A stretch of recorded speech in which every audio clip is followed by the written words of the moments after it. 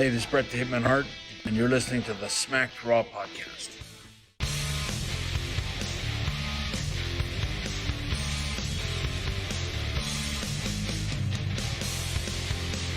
I'm like, okay, well, has this always been a thing? Where have I been? What's up, everybody? Welcome to the Smacked Raw podcast, the Raw Recap edition. We are your hosts, Kyle Tyson, and of course, Katie Bebe. What's up, Katie? What's up, my guy? Hey, man. Hey, if you guys are new to the show, we are a wrestling recap show, of course. We cover WWE, AEW, all of that fun stuff. You can catch us live on twitch.tv, putting you over after every show goes off the air. And then, of course, on YouTube, just search for the name Smacked Raw Podcast. You'll find us. And then everywhere else that podcast can be found. If you head on over to WrestlingNewsWorld.com, make sure to bookmark them. Make them your one-stop shop for all your wrestling news articles. They do interviews, hot takes, retro reviews. A lot of fun over there. We're, of course, their exclusive recap show. And then, lastly, let's just knock all these out really quick. Lastly, support us on Patreon, Smacked Raw Podcast. You'll get stickers, t-shirts. We'll support your content, giving you a shout out every month. Of course, that's on the $25 tier. Really quick, the t-shirts, Tuesday. They've got pushed back this whole month. My mom, she's the one who prints them, sends them off. It's a really sweet deal when it's working. But apparently, my mom needs to go back for some corrective surgery. Apparently, some stuff is not healing right. She says she's fine. But yeah, it's really put a delay on shipping out those t-shirts. But she did tell me Tuesday is the new date that they are all shipping. So tomorrow. Tomorrow, yeah. Holy crap. Okay. Yeah, tomorrow. They'll ship out tomorrow. I'll let y'all know. And then, hopefully it works. I don't know. It just keeps getting pushed back, man. I'm trying. Katie, we just got done watching Raw. Some cool stuff. Yes. Cool stuff went down. What's your take on it? I mean, it wasn't bad. I mean, we talked before we started streaming. You can definitely tell that the draft is coming. Like, there wasn't a whole lot to do with this episode. They spun their wheels all night, man. Mm-hmm. There was some cool stuff, though. There was some stuff here and there. I think. No, there definitely was. I mean, obviously, the big thing was the Ali angle. I screamed so loud. I was like, no! Oh, I was stoked when I saw him. Her business was like, join us. He was like, I got you. That got me hyped. And then, of course, he reveals himself the leader of Retribution. And if you couldn't tell, because he didn't just come out and say it, if you couldn't tell, WWE waited all of 3 minutes before commentary, put him over as the leader, and then if you went over to WWE's Twitter, they confirmed he's the leader, and then all the news outlets, they didn't want anyone to be confused why Retribution was standing behind him and taking orders from him. Yeah, we just got to make sure. Yes. Because we couldn't tell. Yeah. I'm pretty sure Ruby Riot's arm is nothing but like broken spaghetti at this point. Oh my god, I choked thinking about it. Dude, she got that shit mangled. She got it so mangled. That was nasty. Yes. And my jaw cracked. Ow! Jesus. And then got some cringy Mysterio stuff. It wouldn't be Raw without cringy Mysterio family drama. True. Yeah, and then well, I guess the only other thing was Braun and Keith Lee. You either thought it was trash or it's going to be an awesome feud. And that was it, man. Everything else was garbage. We'll see y'all later. That's the end of the podcast. That was it, man. That was everything you need to know about Raw. That was like less than 10 minutes. Perfect. Yep. No, let's get into it, man. Let's get into it. Raw opened up. Randy Orton promo. Just honestly, exposition. Recapped us on what happened at Clash of Champions. Thank you, Clash of Champions. I swear I'm a professional. Honestly, makes Drew, I hate to say it, man, look worse. As a champ, needed all that help. And then Randy walks us through the experience of how he executed Big Show, Christian, HBK, and Ric Flair one by one in the dark last week wearing those cool night vision goggles. They weren't cool. Don't I lie. know. No, they were just They were ski awful. goggles, man. They're fucking ski goggles. But one thing that was cool is he calls out. We obviously get the obvious. He's calling out Drew McIntyre for Hell in the Cell. They're going to settle into Hell in the Cell. What I like about this is apparently Drew could see this, and instead of sitting around, he just went hunting. Because by the end of the promo, Drew found Randy Orton and just started beating the piss out of him. They had a little pull apart, and then Randy scurried off. Yeah, he ran. Yeah, he ran off. Chicken shit. Yeah, and then that was it. That was literally it. That was it, man. Oh yeah, Blue House says make sure to mention he smashed the Big Show's hands. Yes, he did. He did, man. He did. What'd you think of the 6-woman tag? I honestly liked it. Like I really liked it, man. Come on, no, you can trash it. You don't have to agree. It's all good. It's not that it was trash. I don't know. It just seemed off to me. I don't know. Like certain spots seemed off. Ever since I started doing this podcast, I am so fucking picky when I watch it now. I'm like realizing stuff I haven't noticed before, and I hate it. You guys have turned me into this. It's when you take notes, you analyze it different. Yeah. Yep. I hate it. But I love it at the same time. I mean, it wasn't a bad match. I liked that they all weren't wearing pink this time. Very true. 6 blondes all in pink last week. Or, well, no, 4 blondes all in 4. pink. Yeah. It was very confusing. Yeah, you just got them all mixed up, man. I did. What month is breast cancer awareness? Is that This month? That is this month. Mm-hmm. Well, I mean, but it was at the end of last month when they did it, so it doesn't count. Doesn't count. No, doesn't count. I'm not really going to comment on the looks because I was a 32-year-old man. I don't think that could ever be perceived correctly, so I'll focus on the match. I'm happy to see Dana picking up some victories, even if they are a la Mandy Rose winning with the pump knee. I do like Mandy Rose got a chance to get retribution for her sloppy pump knee last week, and this week she hit it pretty good.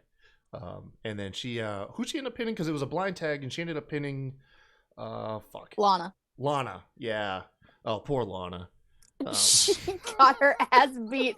This is the 3rd time she has been put through that goddamn announce table. It's 3 weeks in a row, right?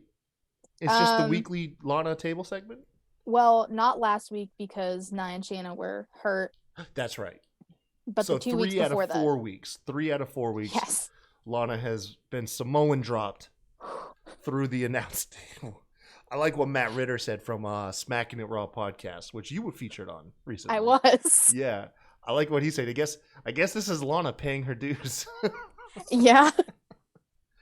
That or maybe a certain Twitch star that she's married to is on a rival brand. Maybe. Perhaps. We don't know. Yeah. Oh, man. Blue says, at first Mustafa Ali being with Retribution did not make sense to me. Honestly, putting Ali with anybody makes more sense than what he's currently doing. So I'll take it. I hope they tie that shit into the hacker story. I was just going to say, I hope so. I just saw something on Twitter. They're like, this has to be the same thing. He controlled the lights and like all of this. I was like, that'd be perfect. Yeah. Maddie asks, hey, Kyle, when are you going to stream Fall Guys again? Look, I obviously have some anger stuff I need to work through before I play that game anymore, I've learned. Same. But we'll talk more about it. We'll talk more about it afterwards. Backstage, we got the 24/7 shenanigans. They are what they are at this point. I do get a chuckle. I get a chuckle out of them. Truth makes them worth the 30 seconds they're on TV. I mean, go ahead. Truth calling Gulag Randy Orton because he's in the janitor outfit. Cracked me up. Like, that's it. That's all I need. I don't care about the title. Just give me that every week and I'm fine. Yeah. Look, so I know we're not supposed to take the 24/7 stuff seriously. I'm sorry, I can't help it. Gulak pinned Truth with a mask on. Why would you reveal yourself? You're anonymous. True. You could run off with that belt. No one knows who's champion, and now you're kind of safe. I mean, everyone would assume it's probably also Randy Orton. Like Yeah, I it was just did. Randy Orton. Oh, how hilarious would that be? Truth That'd be chasing so Randy Orton funny. around every week, thinking he has the 24/7 title. Oh my god, why aren't you writing for Raw? I'm telling you. I also said that they should have made Brock Lesnar 24/7 champion because Stop it would be gold watching all these nobodies try to just like getting swatted off of him while he's like just trying to enjoy his lunch. I think Brock would have made an awesome 24/7 champ. Randy Bourne. Is that like a shit Jason Bourne reference? Maybe? I don't know. I don't know. Well, I anyways, thought of Evan Bourne for Evan some Bourne. reason. That that probably makes more sense than what I'm saying.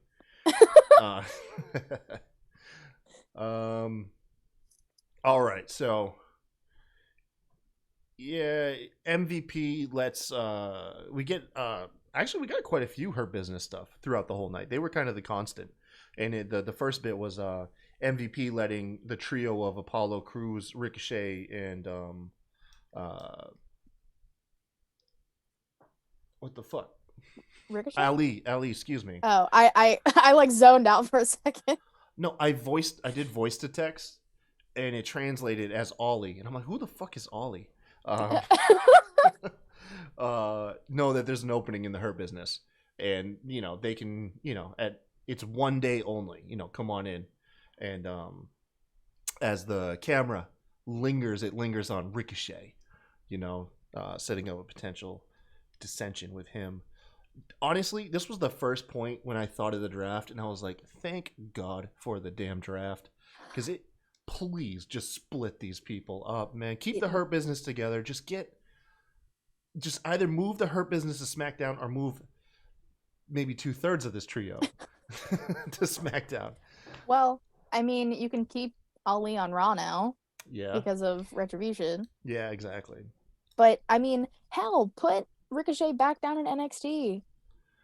Yeah, I mean, he just fits the vibe there so well. He does. When he's on the mic, man, I don't know. Like, I saw a tweet, and I don't remember who posted it. They were like, Ricochet's like Urkel on the mic, but Stefan in the ring. And I was like, perfect. Like I said, I don't remember who tweeted it. I was like in so much shit on Twitter that I have no idea. Oh, man, Jesus Christ. But it makes sense. Yeah, no, I mean, yeah, stop putting the mic in Ricochet's hands, Bob says. He's got to find his niche, man. He's just got to find his niche. I'll let you take the Murphy wanting Seth to apologize section here. Thanks. You're welcome. So basically, it's supposed to be a tag match. Rollins and Murphy taking on Dominic Mysterio and Carrillo. At first, Murphy's kind of just like, you need to apologize to Aaliyah.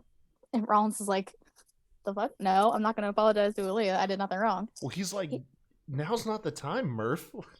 Murph, now's not the freaking time. Yeah, I mean, Murphy decided to really bring it up before their match. You couldn't have waited 10 minutes? Because that's how long this match basically lasted. Yeah, it didn't last that long. No, not at all. But, like, this is kind of like the same thing with the Hurt Business and Crews and Ricochet. Dominic is always facing Rollins and Murphy in some way, shape, or form. I'm not too mad at that. Like, I think I said this last Raw. I give that one a pass just because of how green Dominic is, and I think Murphy and Rollins every week are elevating him. That's true. Through it, just getting him, helping him get his reps in. And they just know how to bring the best out of a lot of people they work with. Oh yeah. I also like the tag team of Dominic and Carrillo. I really hope they explore this more. Raw needs tag teams. Yeah. I mean, hell, WWE itself needs tag teams. We could definitely conclude the cringy Mysterio stuff, and then move on with Dominic and Carrillo, developing two of the fresh faces, on Raw and in all of WWE, to be a matter of fact. So, yeah. Yeah. I mean, as Murphy and Rollins are kind of being like, no, now's not the time. Carrillo and Mysterio rush to the ring. Bring it to him, the usual. There's clearly tension between Murphy and Rollins, kind of just tagging each other in. Rollins, very angry, is like, no, you don't. I tell you when to tag in.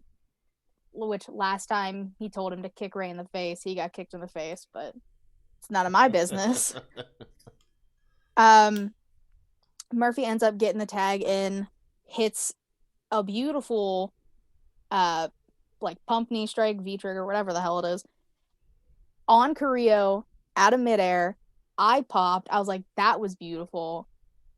Murphy gets the win because Seth keeps saying, I don't need you, whatever. Murphy gets the pin, by the way, away. Can we put emphasis on this effing knee that he drove to Carrillo from the top ropes? Like, it looked like Carrillo's head would have landed in the stands. In the stands. I'm telling you. It was brutal. I mean, it put Mandy Rose's to shame. Yeah. I mean, it put Kenny's to shame this week. I said this week. Chill. But, I mean, and then, Murphy's walking away saying, oh, you didn't need me, and, just mumbling under his breath. Just like a pissed off teenager at his dad. It's like Rollins was like a jealous ex-girlfriend last week. Murphy's a bitter teen this week. Can they just make up their mind?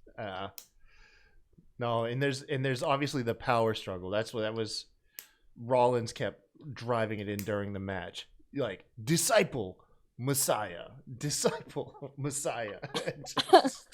I thought of Tarzan Jane the entire time he kept saying it. Yeah, man. Miss Garcia says she has to go. Oh, bye. Bye, Savannah. Anyways, backstage, Seth doesn't need to apologize for anything because everything he has done has been for the greater good. Oh, it didn't. Oh, hold on. Wrong one. I'm sorry, folks. Let's run that back. Everything he's done is for the greater good. All about the greater good. I knew with how many times they said it, I was like, oh, I can't wait for him to put it so many times tonight. Yeah, but I botch it, man. I botch it every time. You really do. I know, man. It's okay. I need more sound bites, though. I really do. Anyways, Seth turns the tables on Murphy. It was like, actually, no, you apologize. What's weird is he gives him a time limit instead of normally just I want you to apologize to me. It's like, no, you have till 10 p.m. I guess to go. Did he tell him to apologize to Aaliyah? Murphy was like, you need to apologize to Aaliyah, but Rollins was like, you need to apologize to me. Yeah. But for some reason, commentary was like, Murphy needs to apologize to both. I don't know. I messed it. It got confusing. I think they just messed it up. Yeah. What was really jacked up? They put a timer on the screen. They did. During matches. It was the countdown timer until Murphy has to apologize to Seth. Murphy has 32 minutes and 12 seconds to apologize to Seth Rollins. Oh my god. It was during the Hurt Business tag match later in the night. It was 22 minutes. I was cracking up. The weirdest fucking thing, man. It's so weird. But yeah, so Murphy has until 10 o'clock Eastern time to apologize to Seth in a weird request. I don't know, man. So strange. Moving on.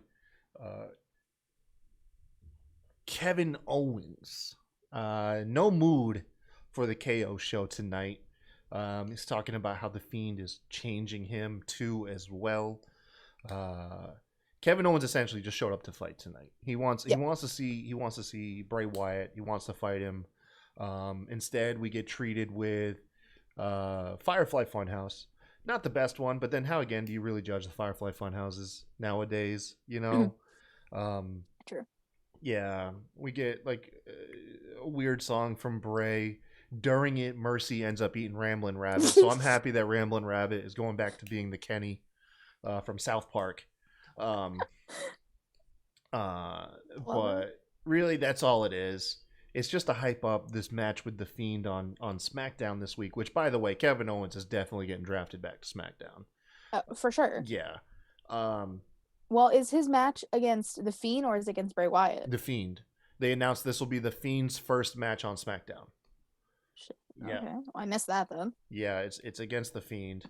And I popped a little bit. Kevin was like, well, you know what? I'm just going to come back there and find you.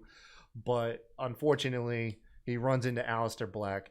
During the promo, Kevin Owens did mention about how whatever it is about like dark entities, just have it out for him between Bray and then Aleister Black. And then he name drops like the Brood and the Ministry of Darkness. I loved it. Yeah, man. Kevin Owens is a treasure, man. It's fucking weird he's getting a match against The Fiend, though. Yeah. I hope so. This I can't take credit for this, but someone mentioned they hope that The Fiend beats Kevin, and how they do the whole like you flip sides every time you face The Fiend. He reverts to his heel character and then gets drafted down to NXT, and we get heel Kevin Owens in NXT again. I feel like RN said that. I don't know. No, somebody said it. I saw it on Twitter somewhere. I mean, it's probably been everywhere, but like that would be oh my god. And then him and Adam Cole, oh my god, give it to me now, please. I want it now. I just thought about everything. I want it. Oh my gosh. Shit. That'd be so cool. I'll go ahead and let you the Braun and Keith Lee. The exhibition match. The exhibition match. Hey, did you guys know wins and losses matter in WWE apparently? Yeah, as of today. Oh my god. It's awful. I don't know who we're just referencing Twitter all tonight.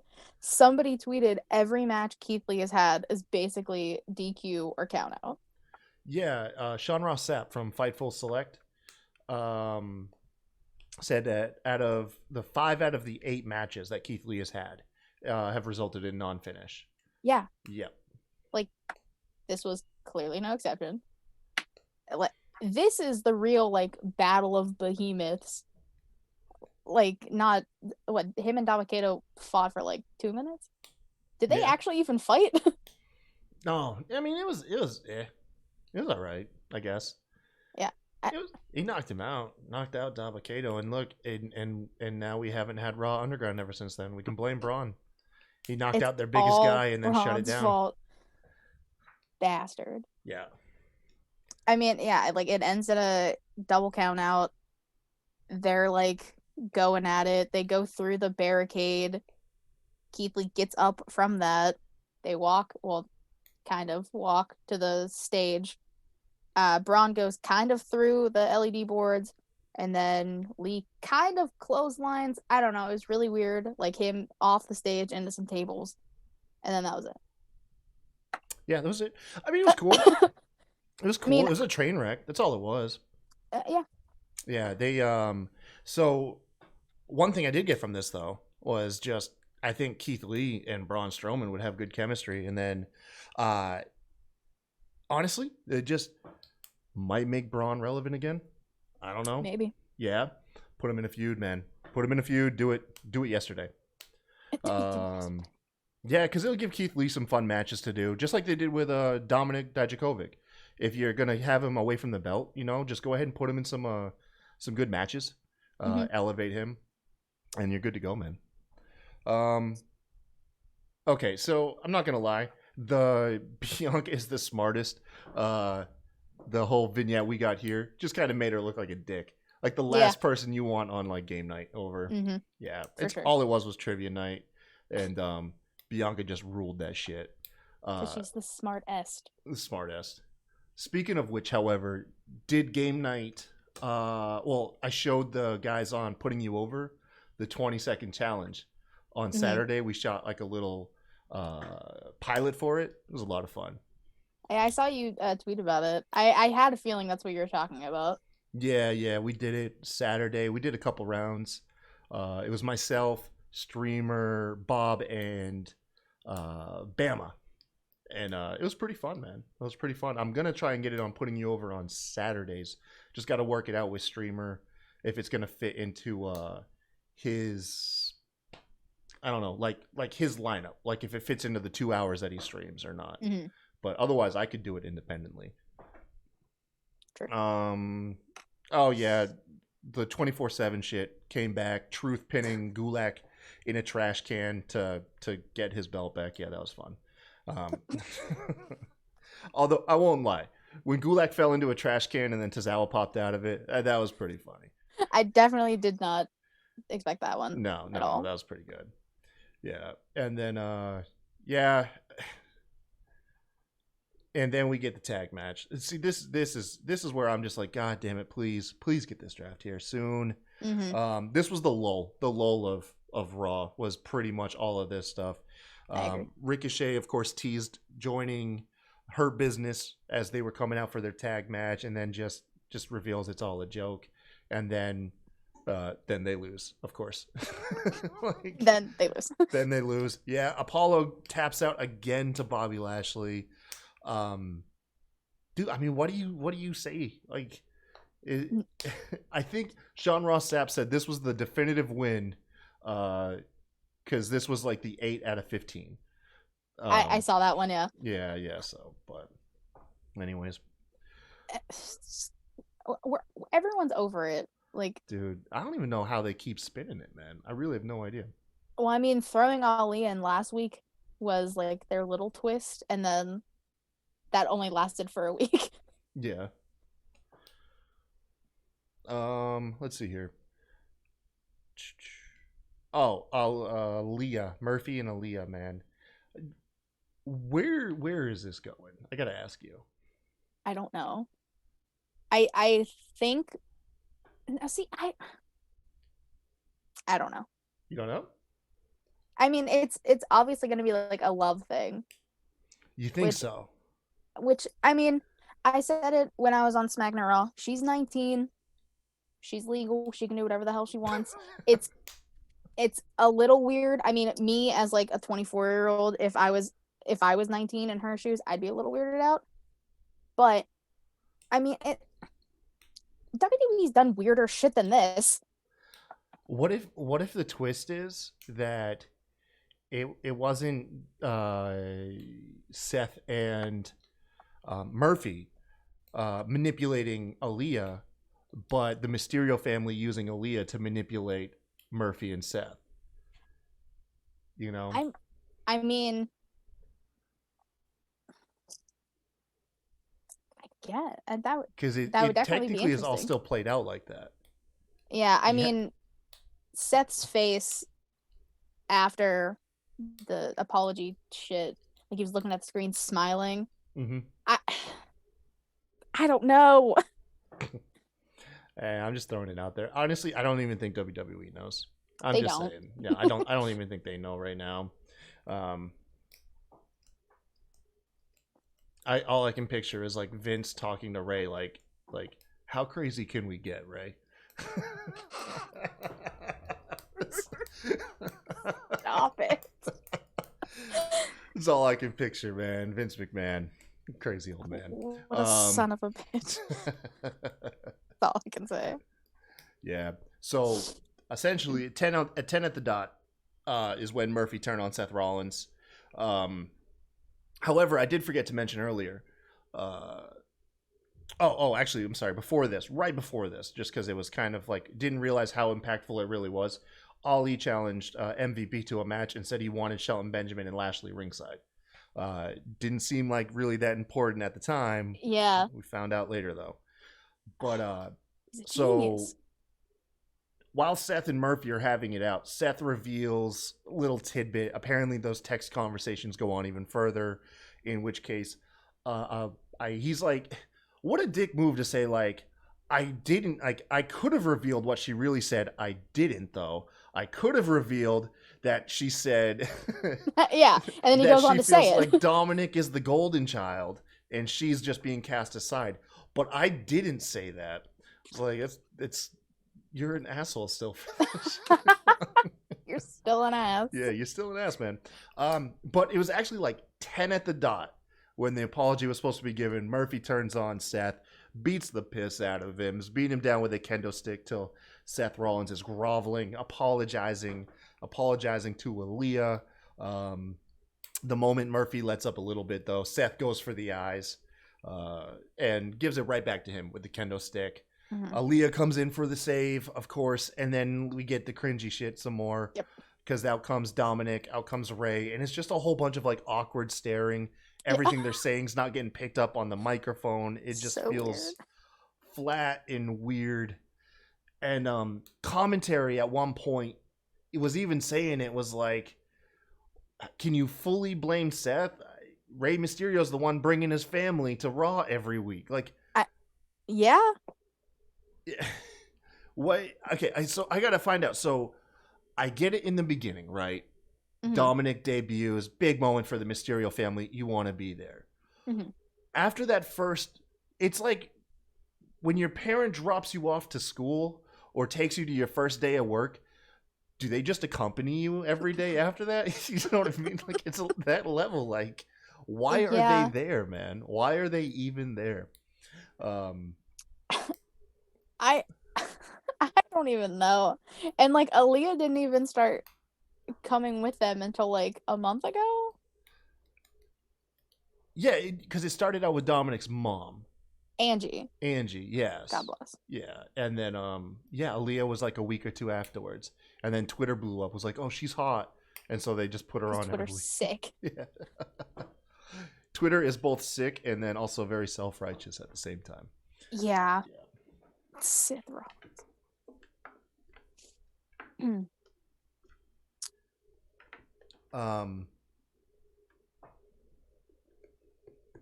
Yeah.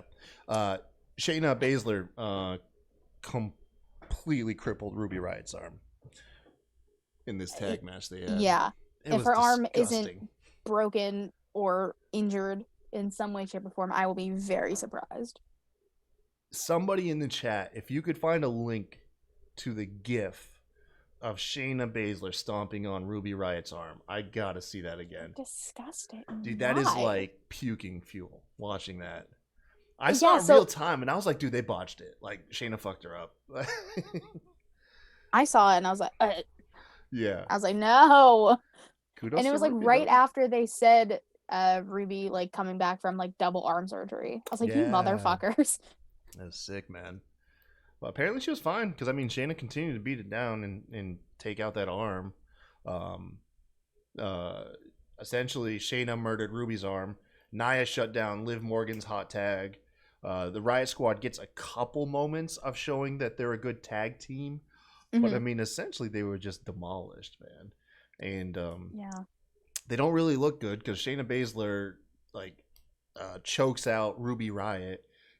And then the last thing you see is Liv Morgan like fucking crying because her friend like died in the ring. You know, Her friend died. Yes, it's,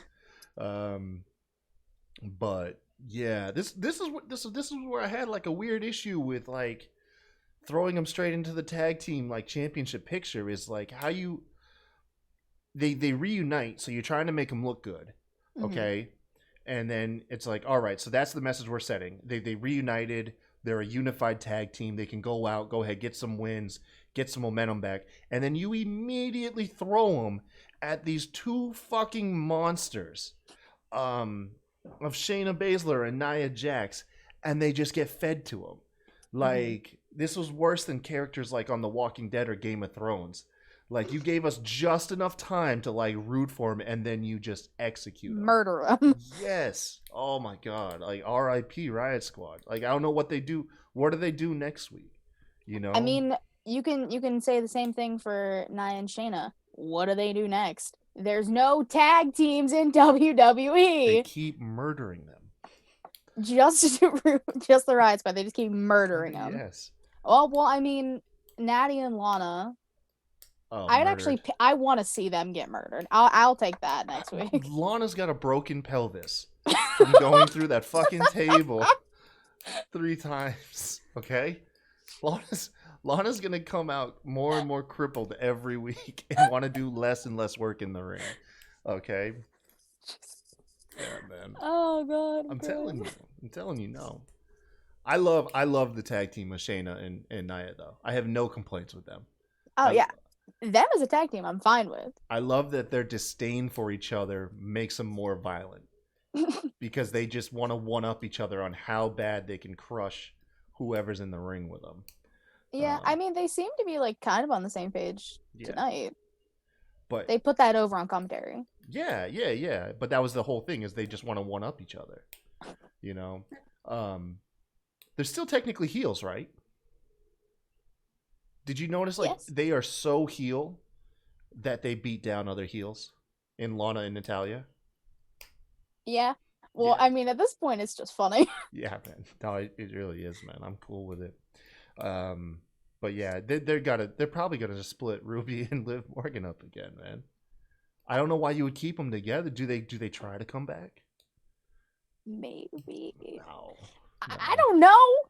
I don't think I don't work for the company. I don't know. It's just one of those mysteries, man. It's one of those mysteries. Cool. Hey, we're at the retribution part now. Cool. Sweet. Cool, man. Go ahead. You go ahead. Me go ahead. Yeah. All right. So, I mean, the match is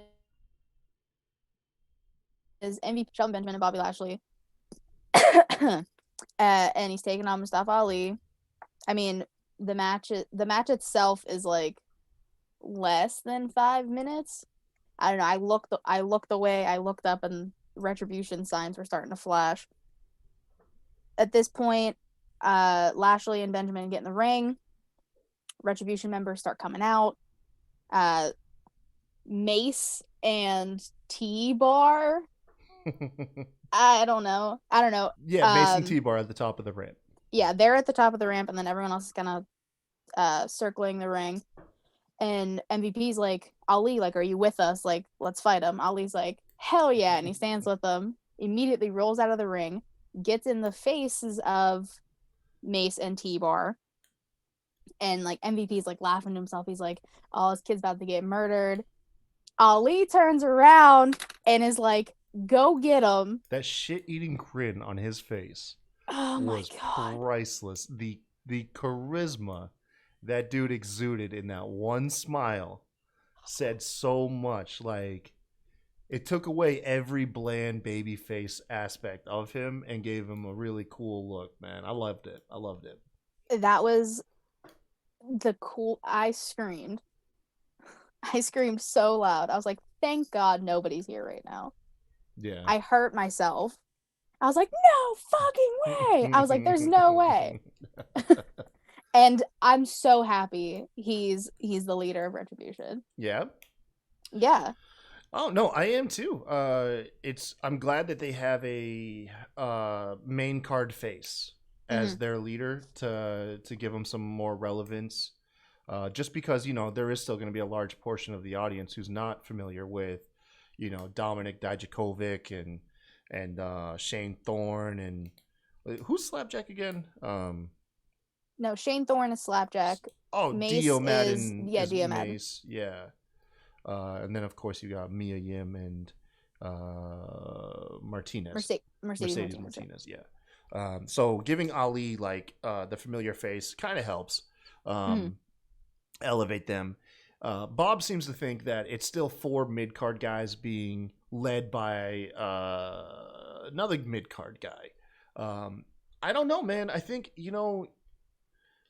at every point, at some point, people do get elevated. I mean, Triple H was a mid-card guy. He got the IC belt, moved up. Stone Cold was at one point was a mid-card guy.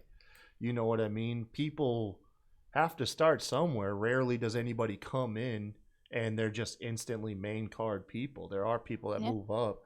I personally think the people with the highest ceiling easily is going to be Ali and Dominic Dijakovic. For sure. Yeah, you let Dominic actually wrestle. That's it. You don't need to give him the mic. You just let that dude put on matches, like have him feud with Keith Lee at some point, get Keith Lee and Dominic in the ring together again. people aren't gonna care about the mask or the outfit. Yeah. They're just gonna be like, God dang, this guy puts on fire matches. So no, I think so, man. I don't think the whole faction will be big, but I think there's potential for a couple of them. Yeah. Yeah. I mean, and also like just looking at Mercedes Martinez alone, like let her loose in this women's division, please. Yeah. Mia Yim's okay, but like Mercedes Martinez though. Yeah, when do they get a chance to shine? I guess at this point, literally after the draft, but Yeah. And like Mia has a name. I just don't remember what it is. Like she has like a Twitter Shatter or it's something with an R, I think. I think it was one of the rejected names for the faction. I think it's like Reckoning. Reckoning. Oh my God. Yes. Is it actually? Yeah, Reckoning is No. what it was. And I think that was actually one of the because they trademarked the name around the time they trademarked Retribution and a couple other ones. Mm-hmm.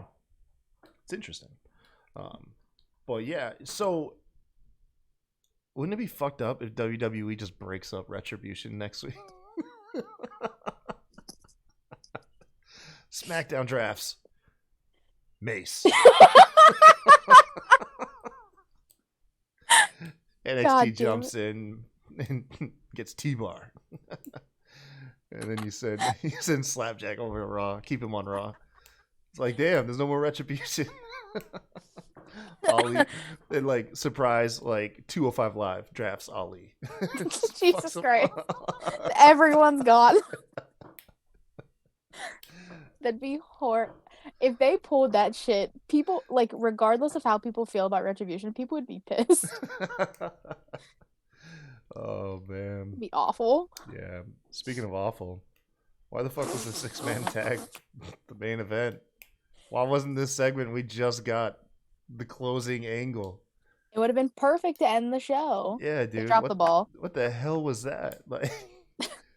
Nothing happened in the 6-man tag. Like, nothing happened. The only thing that happened was Randy finally hit an RKO on Drew and pinned him. Ta-da! Wow. Yeah, that was Wow. way more dramatic than revealing the leader of Retribution. Honestly. Like, are you kidding? You're joking. Holy shit, man. Yeah, the 6-man tag was nothing. I mean, if you want to take some notes away, you just said it. RKO to Drew. Bobby Roode spent 1 week in the main event, is now back in the tag division. It's back in the team of Rudolph.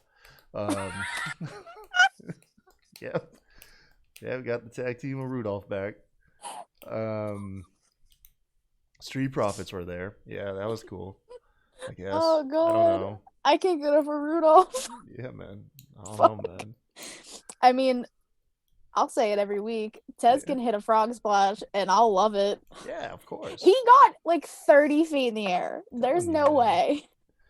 But that should not have been the main event. That should have been the 10 o'clock spot. That should have been the main event for the 2-hour spot right there. Yeah. Like, yeah, and then you could have had the apology just kick off the 3rd hour. That'd have been smart. Yeah, that was. Again, why aren't you writing for him? I don't know. What's going on here? I just have bad grammar. Same. No, I don't have this kind of talent. I have hindsight talent. I watch people mess up and I know how to fix it. I could never predict the shit though. I have terrible foresight. Touche. You know, my foresight was just using the draft to break up Retribution. That was my foresight. And that's awful. My God. Oh man, that was Raw though. That was Raw. It was Raw was a very, very like mundane episode with like one or two, like one really cool angle. I mean, the Retribution. This was probably the coolest Retribution stuff. Yeah. Since Inception. Yeah. Oh, 100%. Yeah, but everything else was, God, dude, like just the Mysterio stuff, old. Mm-hmm. The Apollo Crews and her business feud is old as hell. Old as hell.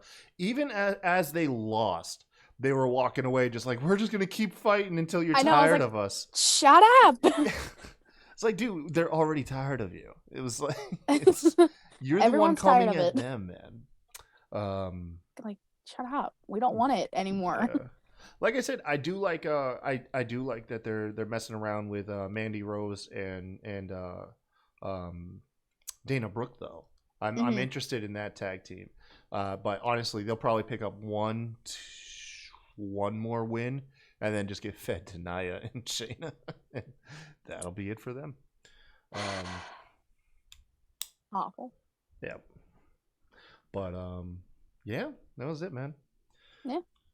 So if you like the show, like, share, and subscribe. Send that to all the stuff that you do. Send it to your friends. Thank you guys for joining us so much. And we'll catch you Wednesday. So Wednesday, am I still producing this week? Yeah. Okay, I'll produce it. Yeah, I don't have a laptop yet.